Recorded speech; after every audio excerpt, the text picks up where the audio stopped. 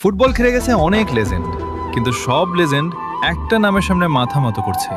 ওই নামটা Cristiano Ronaldo. পেলে বলেছেন, রোনালদো সর্বকালের সেরা খেলোয়াড়, ওর মতো অ্যাথলেট আমি দেখি নাই। দিয়েগো মারাদোনা বলেছিলেন, রোনালদোর সাথে কারো তুলনা হয় না, ওর মতো কেউ হতে পারবে না। জিদান বলেছেন, রোনালদো আমার দেখা সর্বকালের সেরা খেলোয়াড়, ওর মেন্টালিটি অবিশ্বাস্য।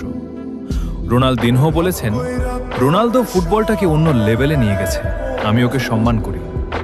মেসি বলেছেন, রোনালদো কে যে বোঝে না, সে ফুটবলই খেলাই বোঝে না।